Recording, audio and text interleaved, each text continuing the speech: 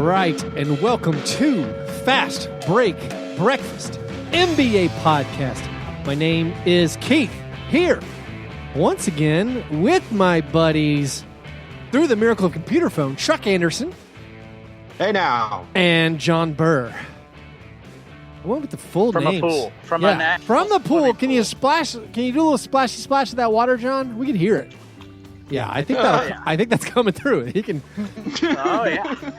Where? First of all, John, where are you? I thought you were on the West Coast. Chuck tells me you're on 30A. Where are you at? It gets even better, boys, because I don't know where I am. Because I apologize for this week. Let's go ahead and get that out of the way. Okay. I thought I was on Eastern Time Zone until a scant 14 minutes ago. Yeah. And then Chuck and Keith are texting like, and Chuck must have had some sort of like other like fraud of human spider sense, because he sends me a text. He's like, "Are you sure you're going to be able to podcast?" and I'm like, why is he sending this right now? I have an hour. And then I look over to my dad and I go, "Dad, what time zone are we in?" Dad goes, "Beautiful, glorious Alabama Central Time." And I was like, "Oh dear God!" So I run. We try. We're staying at this place where you take a boat to this weird private beach. Yeah. And it's really white and lap of luxury and ridiculous. But my dad is a full-on misanthrope and doesn't want to see any other humans. So I rented a golf cart to get back earlier. So I go sprinting to the golf cart. I didn't know they had taken the golf cart back at 5:00. So I ran all the way across this little bridge to our rental house. Went into the rental house, which I was so excited about. It has a studio in it. I'm so excited to sound pristine and perfect from this studio. I am totally locked out. So I immediately, out of shame and rage, I have walked into the pool fully clothed. And I'm now calling you guys from the pool in my shorts, a Ric Flair t-shirt, an Anchor charger, and an iPhone. But now I feel, now that I'm hearing from you guys, I feel fine. But maybe 6 minutes ago, I was as infuriated at myself as I've been since, I don't know, last week. But it happens. The widespread failure had come in large and in charge today. I think part of my misunderstanding, you have been traveling to L.A., and I think when Chuck said he was busy at noon Central, and you were like, well, we got to do it after, I assumed you were on the West Coast. Like, you being unavailable at 11 a.m., I was confused. I mean, I messed this up every way we could have. We definitely could have recorded many times earlier. Oh, great. Just so bad. Just such an epic and complete failure. Well, so it's one of those moments where I'm going to have to look at everything when we get off the phone. Well, I sent the text, like, guys, 5:30 Central, 3:30 Pacific, and Chuck's like, John's on the 38. See, I'm in Florida. Then he's like, I think he might be on Eastern time. I'm like, it doesn't matter. It's still 5:30 Central, 3:30 Pacific. But I did not account for the fact you might not know what time zone you were in. That's really. I don't know how you plan for that. Some people will go on vacation. I go on effing vacation. Yeah. Well, that's the reason I texted John. I was like, he might be in Dothan for some reason. Right. He might be over in Pensacola, some other crap part of the Panhandle. My dad insists we're on Alabama Roll Tide Central Time, even though we're in. I mean, if you're from this, let me do something for a niche, a corner of our audience. If you're from the South, you see those like annoying Seaside or 30A stickers everywhere. Right. And it's always a guy in like a Patagonia shirt. I can't imagine anyone who would put those stickers on their car, but that's another thing for another day. The whole Subaru Outback. Yeah. Well, I mean, what it is basically like a passive-aggressive person's Trump sticker. Like they voted for Trump, but they don't want to like fight you in a convenience store. So I'm looking at my parents' parked Subaru Outback that bears a 30A sticker. Now my parents are snobby enough that they're above Seaside. Seaside is Oh, they're not into that. We're that's nouveau riche. We precede Seaside. We built Seaside. Right. Seaside was like putt-putt to us in 1987. Yeah, Seaside got ruined by Truman Show, right? All the that's right. A little too much attention. I remember it well. The only First time I ever laid eyes on that ghastly red-haired character actor. What's his name? Noah Emmerich? Noah Emmerich. Yeah. Had one of the most worst. unbelievable part of The Americans is him having all that sex with that glorious Russian. But that's where I'm sitting, guys. I'm in good shock in a pool right now. Let's do our breakfast. Chuck, have you had breakfast? Oh yeah, I had breakfast. Today I had a stinking steaming bowl of banana nut oatmeal. Oh, nice. Whoa. Yeah, I'm doing in this whole like health thing now. I'm trying to not be a fat slob. So I walk my dog for 3.5 miles, and then in what only could be described as sweltering heat. And fear not, Chuck. When there was one set of really fat guy footprints, that's when I carried you. I am being extremely fat. But I went home. I have this new oatmeal that has protein in it. So I had 20 grams of protein with my oatmeal, and feel great. It was a good bread. I put a little maple syrup in it, so that you just undid everything. Well, I mean, just for taste, you know. Why do you need protein in your oatmeal? It's good when you're losing weight to consume protein so that your body doesn't tear up the muscles. And no American has a protein shortage. No, yes, okay. Impoverished people have protein things. People doing weird diets they haven't consulted a doctor with, maybe, but I don't know. I haven't been eating any red meat, and I'm trying to go more fish and white meat. Well, you're chicken. A responsible person. What? No, don't go that far. Well, yeah. But yeah, I'm trying to put better things into my body and not put the awful stuff in there. It seems to be going well so far. John, carry us. Where's the one fat guy footprints who's going to carry Chuck's breakfast? Hey, Chuck, stop cocaine.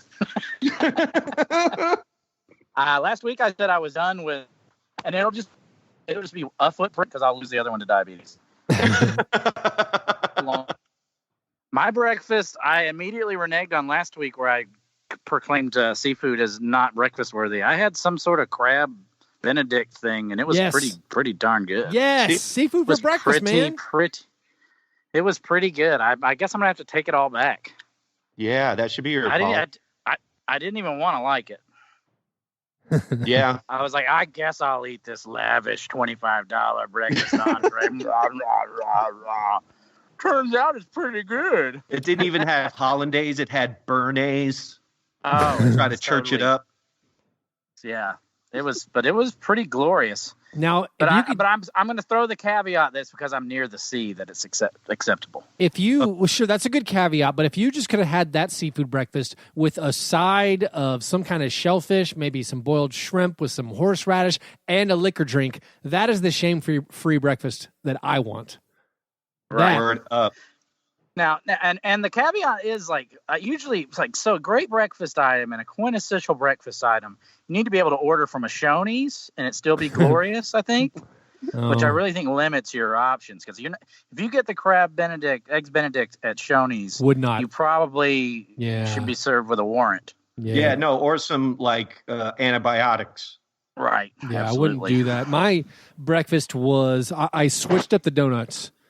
Instead of getting the basic purist glazed donut, I went with a vanilla cream. Had a cream on top and cream infused. Ooh. How do you infuse cream? Well, I mean, it was a regular circular donut, but it was filled like an inner tube with vanilla cream. The term infused their term. That's that. It was filled. It was a filled donut, but it still had a hole. And it's some kind of, whatever magic that is. Whatever magic that is. So I'm of the opinion there are three, there's a triptych of perfect donuts. Okay. You're glazed. Mm-hmm. Piping hot. Your Boston cream, which you just did. And probably the only donut that I support that's unholy, if you would. Doesn't have the hole that makes it a donut. And then finally, Chuck knows what I'm talking about. Gas station crunchy donuts. Oh, they're fire. It's like, and it's not just old donuts. It's a special kind of donut. It comes in a sleeve of, I want to say 5, maybe 4. And it's a mini donut, and it just has this weird crunchy stuff on the outside, and they're really, really good. I don't have any idea what you're talking about. We'll have to do this live. We'll have to do this live. Yeah. For me, the gas station's all about the roll of like the 5 or 6 tiny powdered donuts. Right. This is located right next door. Okay. It's the same brand. It's the same people who make those powdery donuts. Hostess make you a little dust, a little nut covered nut hole donut. It's not nuts though. It's that was the worst crap. sentence I've ever heard. Yeah, anyway, that was said bad. Nut hole twice. Nut covered nut hole. My, let's move on. Those were our breakfasts. After our breakfasts, we move to our breakfast in bed apologies. This is our chance to make right what we might have gotten wrong on any previous episode. It is frequently the first time we talk about the NBA. Do either of you have anything you need to apologize for? John, you already spat out an apology. Chuck, I got one more. Okay, go ahead, John. Go ahead. Cool. I apologize. First nude podcast. All I'm wearing are Adidas slipper sandals at this. That's my boy. This is good. You're breaking up a little on our Skype. I believe you said you've discarded the clothing. You are now nude podcasting, much like Nikola Jokic at an EDM festival in Serbia. My God. I saw the video. First of all, he's like 2 feet taller than everyone there. And you can tell you're at an EDM festival because the average height of every man is 5'7". Chuck, and talk about packing the breast meat. So, Chuck, you are our expert for being under the influence at a music festival. Right. Can you break down the grainy video we saw? For me, it was a shocking video. There are no clothes to be seen. It's hard to say if he's wearing board shorts or whatever. He is like a giant. It looks like it's CGI'd. He touches the ceiling multiple times. Well, he starts touching a tree, and that tree could be 30 feet tall, as far as I can tell. He starts there's like tree branches around him, and there's just shadows of people, but it's just this glimmering white giant jiggling in this dark, grainy photo. So Chuck, as our Under the Influence Music Festival expert, give me anything I might be missing or trying to take me in the mind of Jokic. I couldn't see his pupils, so I can't tell you his level of inebriation. Well, no. Chuck, imagine you're a cop. You can tell how inebriated that guy is. If I imbued you the authority of a police officer, come on now. So here's the thing. He for sure was rubbing his face like I used to at Bonnaroo. You know, like he was definitely doing that, like wipe the sweat, but also feel every molecule in your face with your hand at the same time kind of thing. Yeah. He's really doing this is Paul Oakenfold fella, really. He's really good. My jaw hurts. Yeah. He's definitely wearing pants because he's moving his body a little bit, and I don't see any people in front of him just falling to the floor. Right. Yeah, there's all right. That's having their legs swept by that's a fair analysis. The mini Joker. Yeah. So was it? So I'm going to say, blown away by how chunky he was. No, that's Jokic. That's par for the course. I thought he looked fat next to these incredibly thin people, but he looked pretty fat next to normal humans. Well, honestly, last year, all his summertime photos, he looked really skinny in the photos. Obviously, he's not a cut, athletic-looking dude. He's got that smooth skin. He's never going to probably have the big definition. But I did. You're all right, John. I think a little more was jiggling this summer than might have jiggled last summer. Yeah, I think he was for sure on at least a psychedelic, perhaps some of that good Eastern European MDMA.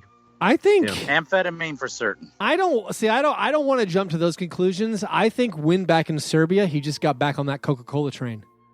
I think he just pounded a 2-liter. Same diff, bro. He just pounded that 2-liter. Chuck, hey, it'll do it. Yeah. Do you have anything you need to apologize for? Yeah, I'm sorry.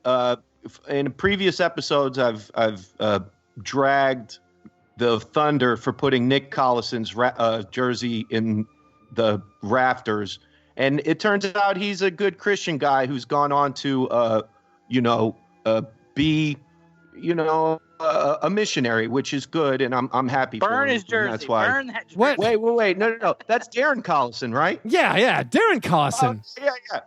The other Collison, that doesn't matter. I apologize for not bringing him up, and apologize for confusing him with another Collison that's really immaterial to the history of the NBA. But both of them aren't going to be missed. But Collison leaves the NBA at 31 years old, which is, if you listen to some people, is the peak of your athletic prime or the beginning of the end. If you're a other kind of person who thinks that if you're 27, you're washed, which, I get it. That's how I set my Tinder profile now. That was a long and meandering road, Chuck. Who's had less sex, Darren Collison or AC Green? I feel like Darren Collison, it might be a born again virgin. I don't know. Oh, good call. I'm not really sure about this, but I think your apology is legit, Chuck. On based on the scheduling of our podcasts and Summer League and us not being together, we did forget to mention that Darren Collison just up and left the NBA.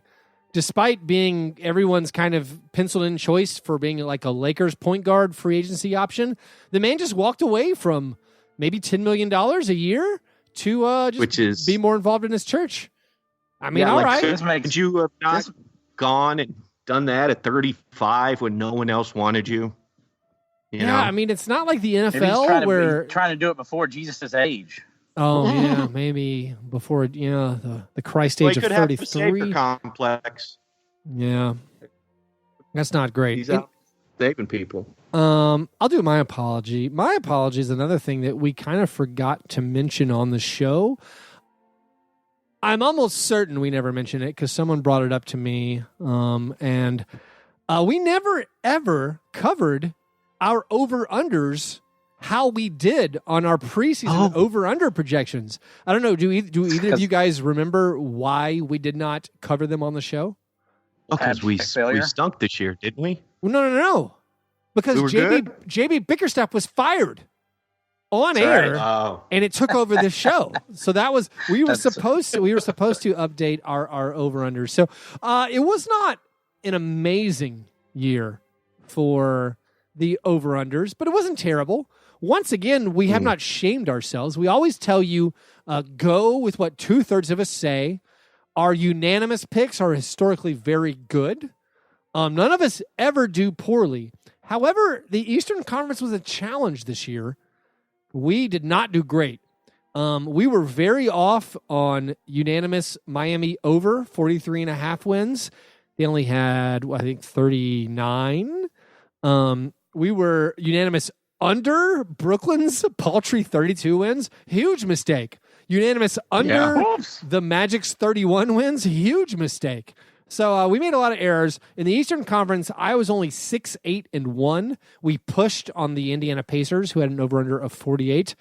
John was 7-7-1 on the East, and Chuck was the best 8-6-1 on the East. However, do not be distraught.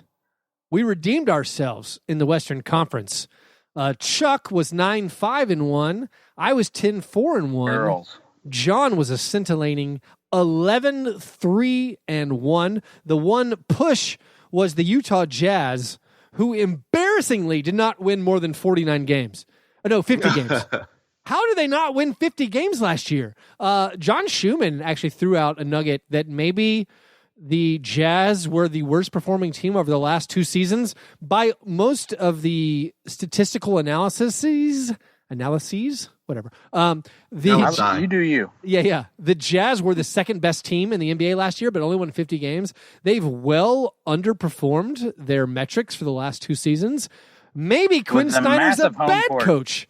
But anyway, the Jazz just pushed on their over-under. So our totals in last place, that's me. I was 16-12-2. Not happy about it. 16-12-2.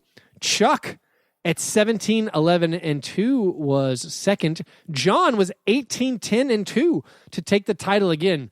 So recapping our 5 years, Jon was amazing years 1 and years 2.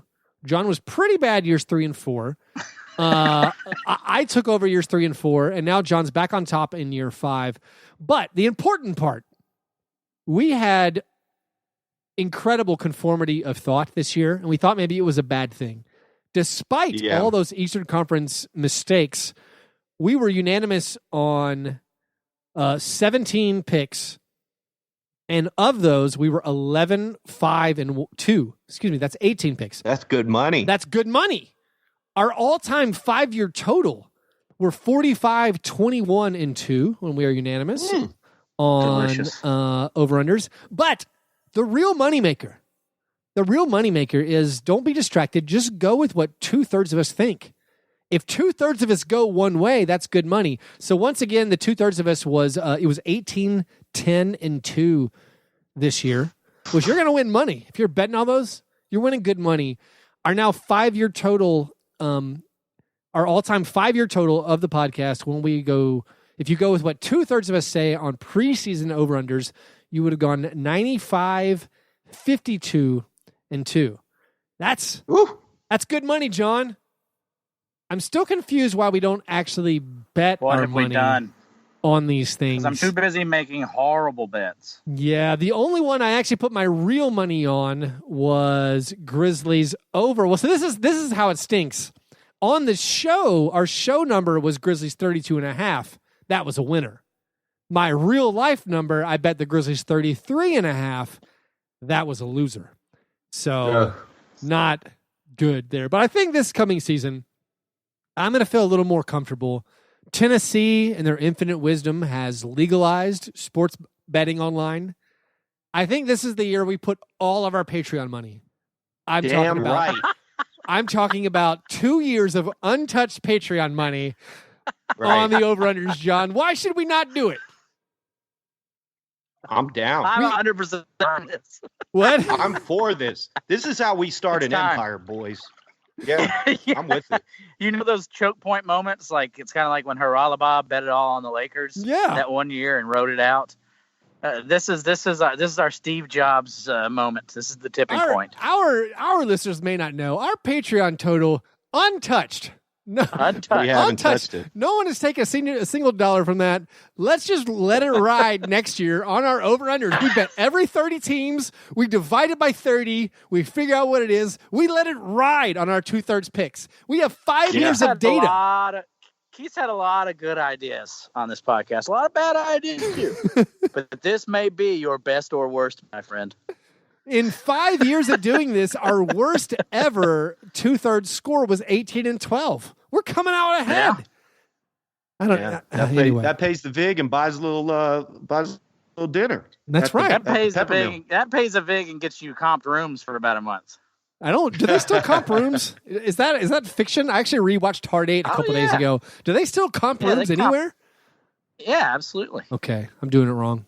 Go and start winning a lot. They will comp your room. Hope you'll stay longer, and away you go. That's pretty good. All right. Well, so those were our breakfast in bed apologies. I don't. Did you guys prepare best and worst? We're on a short, truncated time today. Yeah, I did. It can be pretty brief. My best was actually Nikola Jokic's jiggling white meat. Okay, so we got that. All right. Yeah. But we can get you guys best in before we saunter off to worst town. Yeah. Chuck, well, you have a best? Yeah, I got a best. Eric Piatkowski. Piatkowski? Yeah. Piatkowski is now my favorite player of all time in NBA history. He has surpassed his name he can't pronounce. Vashawn Leonard. I did ask before the show how to pronounce it. And I'm sure I still messed it up. But Clippers legend, and this is from Reddit, Eric Piatkowski is the only player in NBA history to score exactly 420 points in his first 69 career games. That feels good, though, Chuck. I mean, Piatkowski being the one to do it, I feel like he was the longest. He had a Clippers record for a while because he was on their team for maybe 5 straight seasons, and it was something where like he had the most maybe it's just 3-pointers made. But anyway, he was like the all-time Clippers player for a while, back on those Darius Miles teams. Oh yeah, that's when I wasn't paying attention to basketball. I was fighting for your freedom. Oh, we appreciate that, He's one of Chuck. those guys he is so white that I can't even picture his height. Yeah, I think he's like 6'8" or something. Does he have like a high and tight military haircut, like an Oster tag? Got to have an Oster tag. You do remember last year, Ron Baker, Chuck? He finished the season 4 for 20, just total. Ron Baker's girlfriend Eric Piatkowski, least likely name amongst the "Does he blaze it or not" troop. I think he was like a professional volleyball player too, so that leans him more to the "Does he blaze it" camp. Oh, for sure, blaze it. And he also has like pack of abs. Most beautiful like that people in the world. My best thing will be the Grizzlies finally officially signed Marko Guduric, a Serbian shooter. And the main excitement is our boy Dave DeFore nailed this one. Nut hole alert. Dave DeFore nailed this one like a month ago. He actually had the breaking news. And the Grizzlies now are going to have, I think, 6 players at the FIBA World Cup coming up. Valanciunas for Lithuania, Guduric for Serbia, alongside Jokic. They're going to take down the U.S. squad. Yuta Watanabe's playing for Japan. Dylan Brooks and Brandon Clark. Hopefully one of those guys will make the Canadian team. They're on the preliminary roster. And Bruno Caboclo is playing for Brazil. Anyway, those were our best things. Let's swap it up. What's the worst thing? What's your cream of wheat worst thing you saw? Linsanity. Oh, John, go. You got it, John. The Linsanity Train has come to the caboose of the Linsanity Train is thoroughly Snowpiercer level depressing. Oh yeah, it's sad. And then the fact that everyone's talking about it makes it sad too. Yeah, I mean that's I guess that's emblematic of slow news week. We're talking about Collison and Linsanity, but it really does bum me out. Yeah. Like, he had a good career. I know he has plenty to be happy about, but it just feels like there should have been more. I don't know.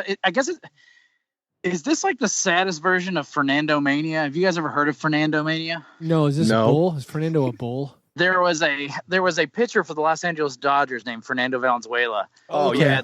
And this was also like kind of ethnocentric, I guess you would say, because all the Hispanic people got behind him in such a big way. But he really only had one amazing Cy Young season. And I guess Jeremy Lin really only had one amazing Player of the Month.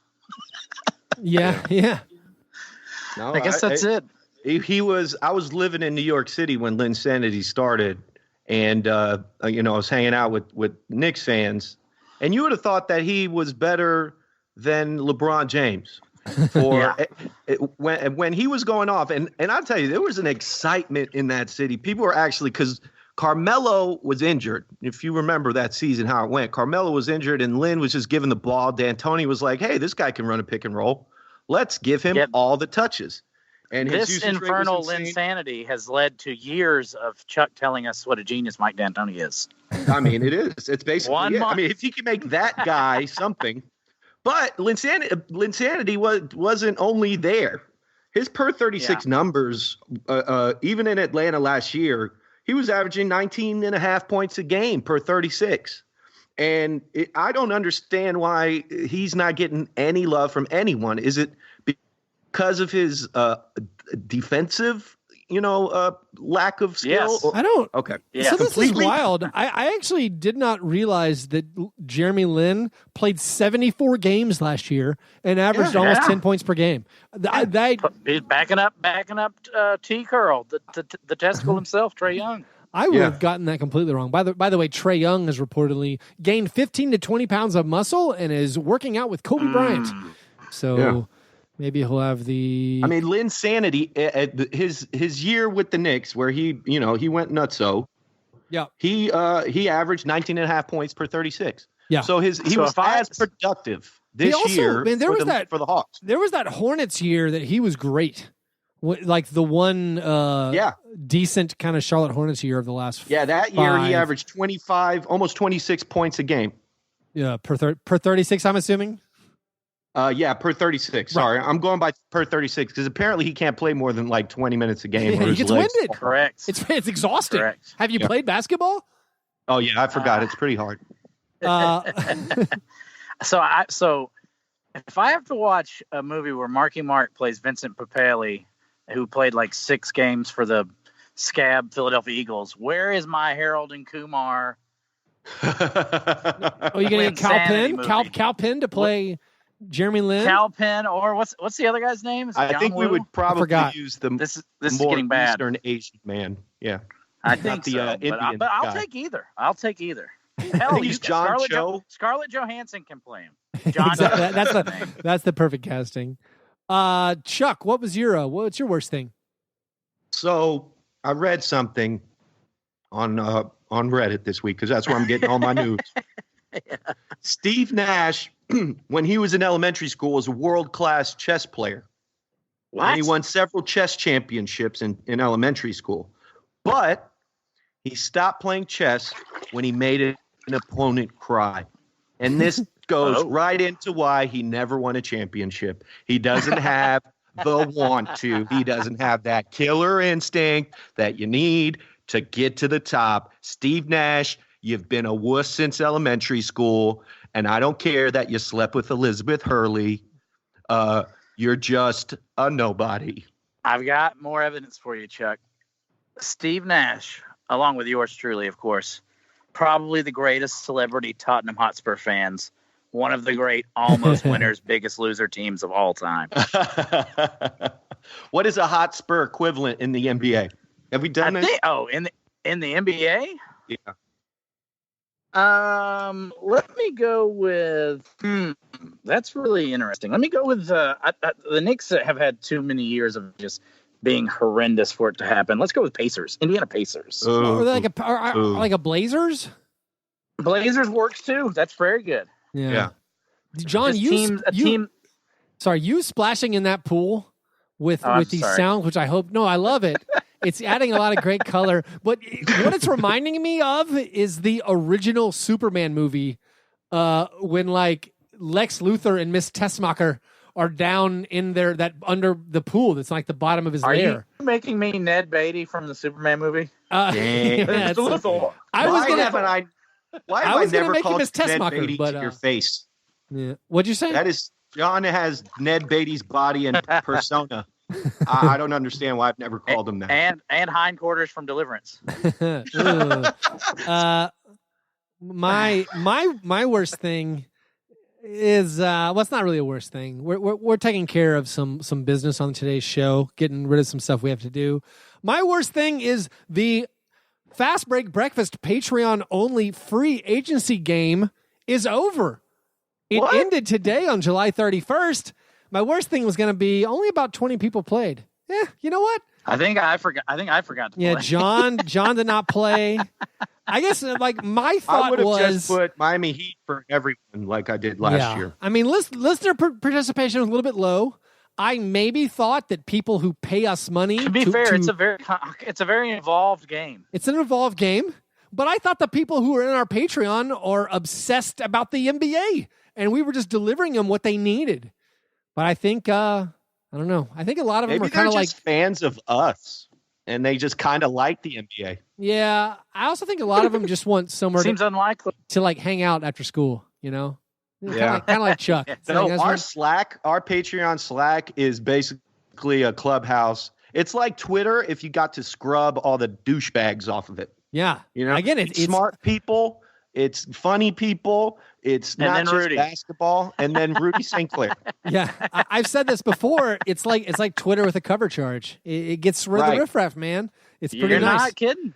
So I'm gonna list off our top 10 in the free agency game, where the goal of the game was to predict. I gave you a bunch of, I don't know how many free agents there were. It was about 20 free agents.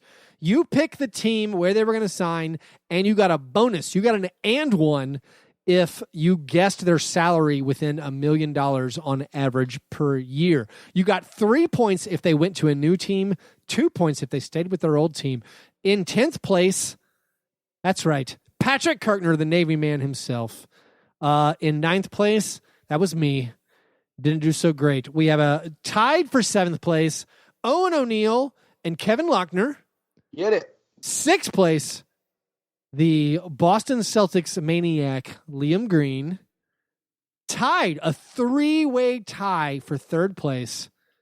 Our boy Steak Tips Burgundy, Jacob Rude, and George G.D. Wallazine. I don't know how to say that. And then we actually have a tie. There was no tiebreaker. We have a tie for first place. And I think both of these people will be getting some form of prize from the prize cabinet. But by correctly... It's really a cardboard box.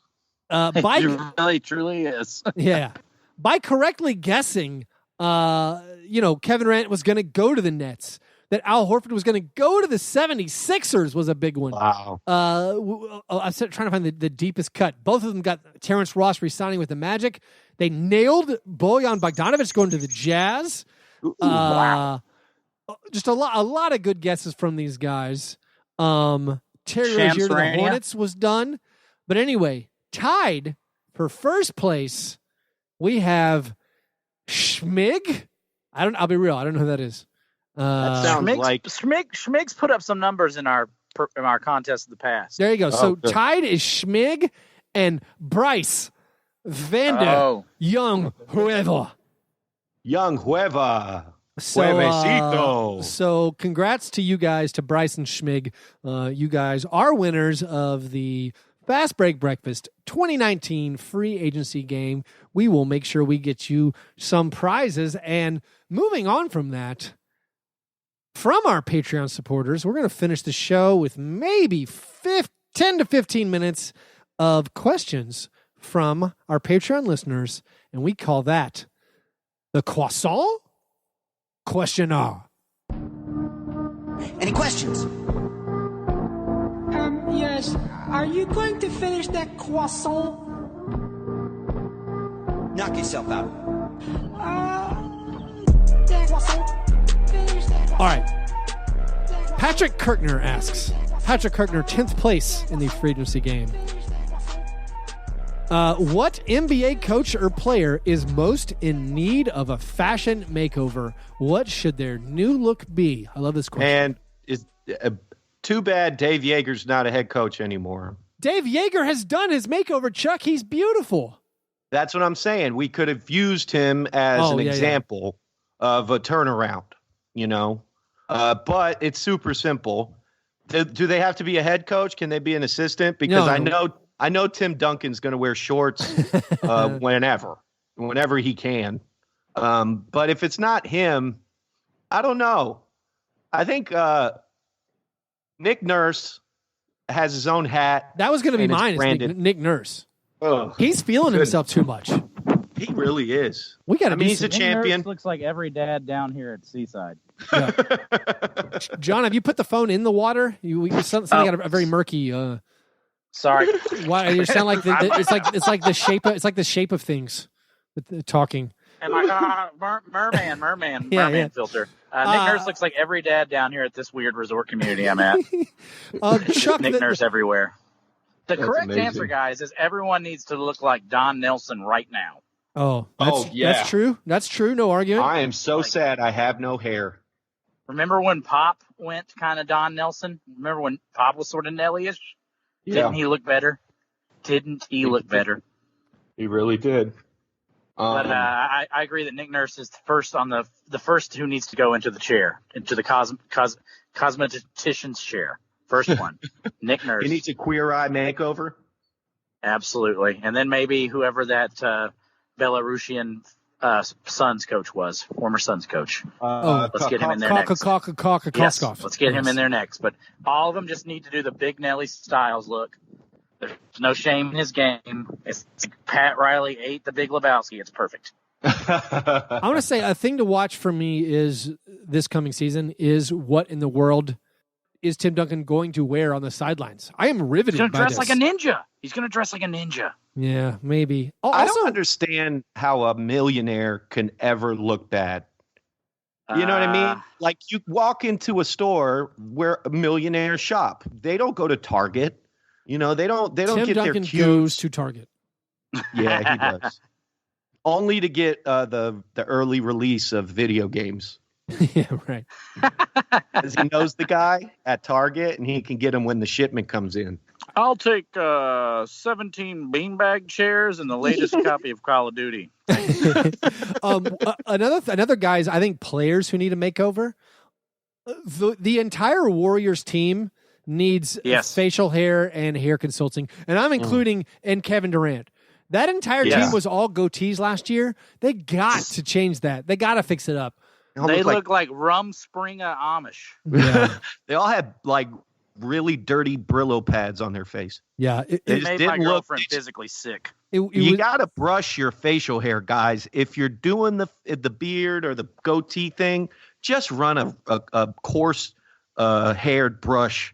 Eat oils and liniments. Yeah. Eat liniments. You guys are right. Let's do another question. Young Hueva, co-winner of our free agency game.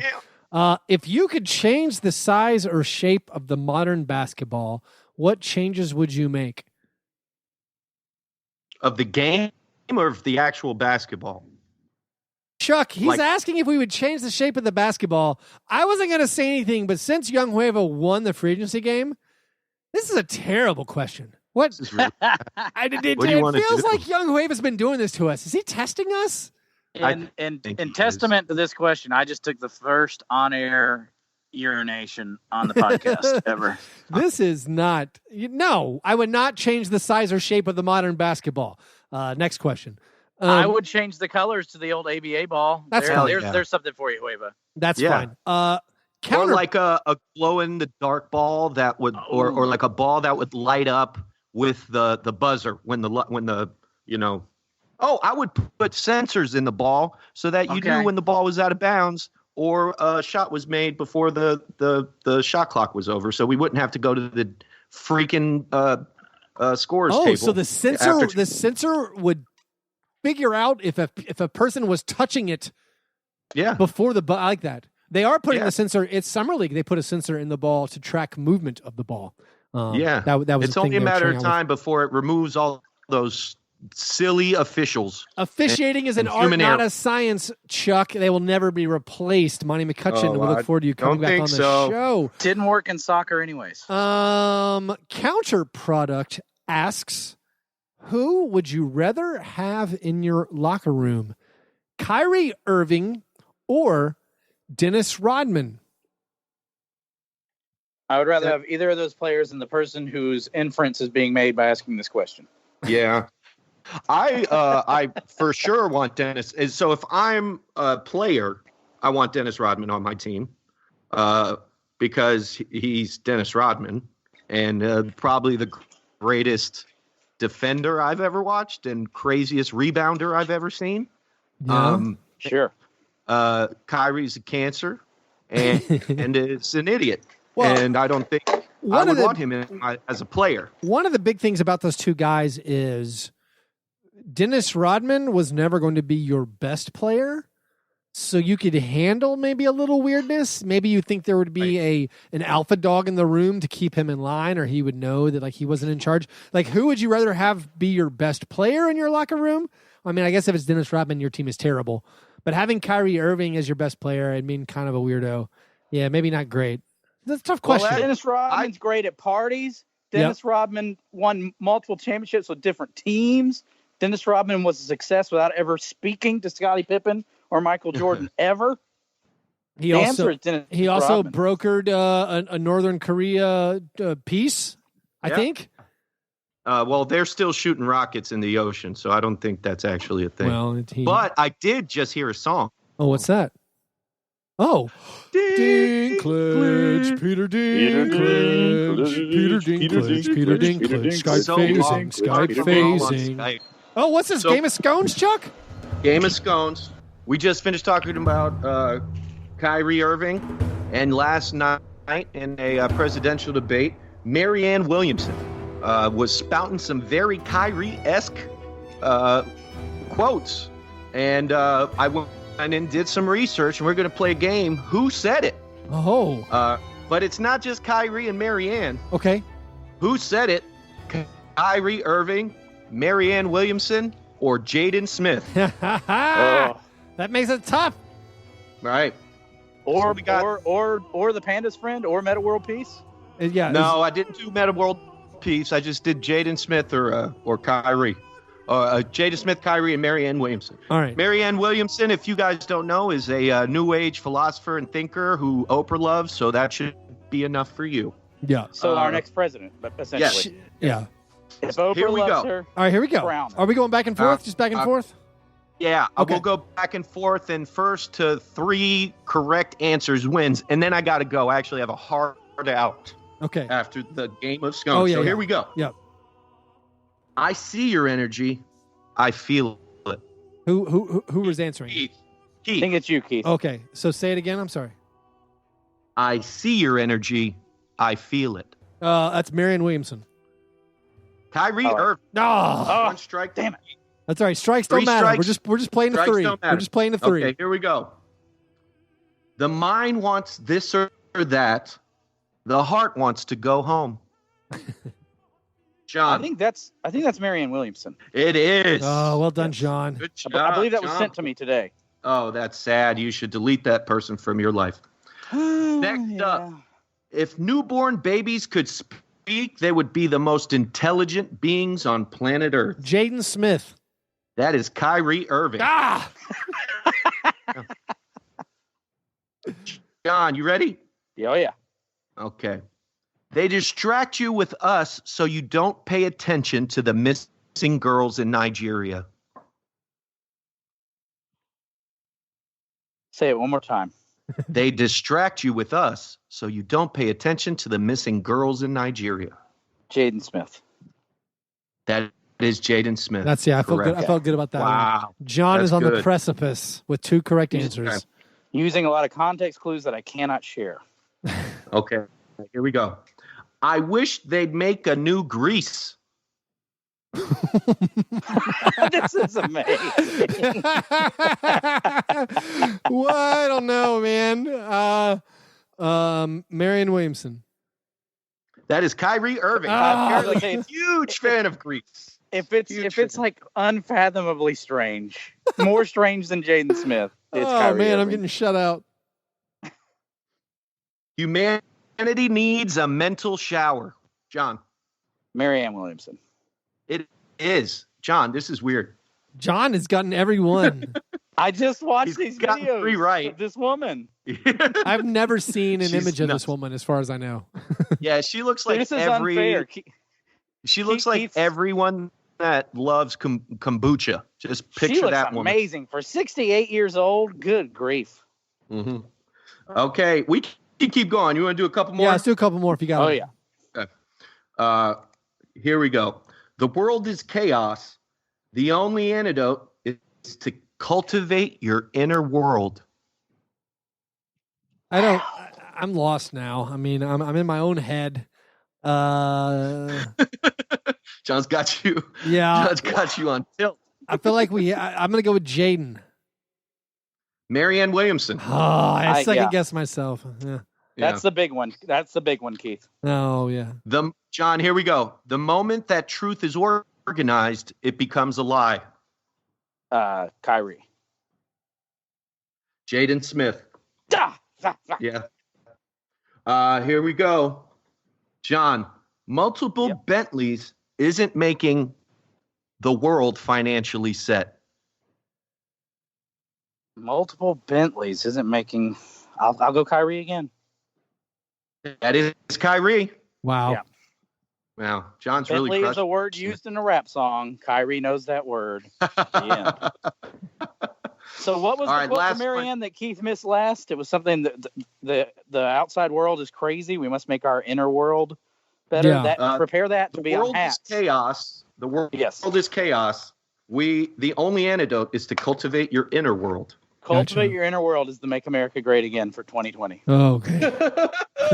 brace for impact. I mean, Oprah owns us all. All right. Last one. Last one. Yin is feminine, earth.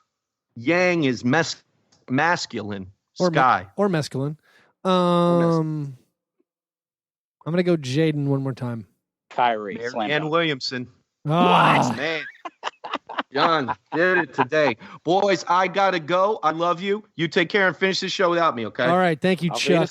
Jon, let's wrap it up. Par Fadeaway. Is there anything that you are looking forward to that's on your horizon that's coming up? The continuing murderous process that is avoiding seeing the over-under win totals before we do our over-under show. So, I mean, our over-under win totals are scheduled to come out October 18th and 21st. What the hell are we going to do? I don't know, man. I've already seen so many. I hope some of them are fake. I've already heard so many. I think we have to change the way we do this. I mean, do we need to do it earlier? But I feel like we hold ourselves to a harder standard even by doing the over-unders right at the start of the NBA season when Vegas has been adjusting. I really like trying to guess them. That's my favorite part. I like doing that too. But I have seen a couple. I've seen a couple, and I've been told they were. I saw an image that the Hawks over-under was 36 wins, and that is crazy business. Crazy business. I don't think that's true. I don't know, man. Every single person on NBA Twitter, all these intelligent writers who I actually respect, when everyone's saying, like, name your league pass team, they're all saying the Hawks. I don't get it at all. I know Trae Young is exciting. I agree 100%, and I don't understand it. And the Hawks are also the pet team of almost every NBA fan I'm friends with. That's their team. You know, usually they're just kind of like they follow like the LeBron or something.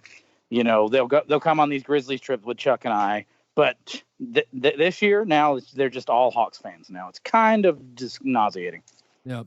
Well, my Par Fadeaway is in a couple of weeks. That schedule's coming out, and that's just gonna whet the appetite. I mean, we got the schedule coming out in a couple of weeks. There should be some news, maybe about some teams dropping some jerseys sometime soon. And then the end of the month, there's a bunch of NBA players in that FIBA World Championship, so that'll be great. If you want to support our show, if you want to submit your question for the Croissant Questionnaire, you got to become a Patreon supporter. Patreon.com/fastbreakbreakfast. Also on Wednesday, I just dropped the second episode of Grits and Grind, a Grizzlies only podcast, breaking down the Grizzlies rotations, depth chart, and maybe some big fish they might try to get in the upcoming offseason. Jon, check that out. You might enjoy that. Jon. I will. I think I might have left off Tyus Jones' name in a list of the minutes for the Grizzlies. I got him penciled in at 20 minutes per game, okay? 20 minutes per game. But anyway, I think it'll be more than that. If you want extra content, if you want to support our show, if you want to enter some of these games like the free agency game, if you want to submit your questions to the Croissant Questionnaire, answer just about every episode. You do all that at patreon.com/fastbreakbreakfast. If you want a shirt, Ground Chuck Best NBA Rappers with special guest Joe Yoder from the Ball Handlers podcast coming soon. Oh, that's what we're talking about. The Ground Chucks are going to get back flying again. Again, those podcasts, the Grizzlies podcast, we've been putting them out for the $1 level. That price is going up. Normally the $5 a month is for our bonus episodes, but hey, it's summertime. It's cool. We're taking it easy. We're just trying. We understand you got to scale back in the summertime. I'm one of those who my income dips in the summer. So I'm just we'll take it easy, all right? We'll take it easy. Not anymore, though. We're betting it all on black. Oh, we're betting it all on our over-unders to come out in October or earlier. We will see. Make sure you follow us on Twitter at FastBreakBreak. Like us on Facebook and on Instagram. You guys are the best. Thanks for listening. And remember, breakfast is the most important thing.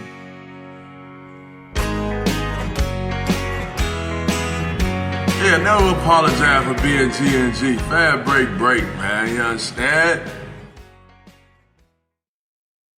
SeatGeek saves you time and saves you money. Two of the more important commodities in our lives these days. They aggregate ticket selling sites together, so you don't have to go to 8 sites and then, I'm going to look at the 9th one now because I'm not quite sure. I was totally that way, of course. And then they also rank every ticket based on value. So you look at the section you want to sit in, find that big green dot, the darker green, the better. You'll start to experience just endorphins when you see that green dot and know that you're getting an awesome deal on the ticket. I used SeatGeek to go to a Bucks Wizards game, got awesome seats there for my fiance and me. So the way to get started with them, download the SeatGeek app and enter that familiar promo code FastBreak. by using that code to get $20 off your first SeatGeek purchase. That's promo code FastBreak for $20 off your first SeatGeek purchase. Let them know that you came from us. FastBreak. John is an asshole. Let's break.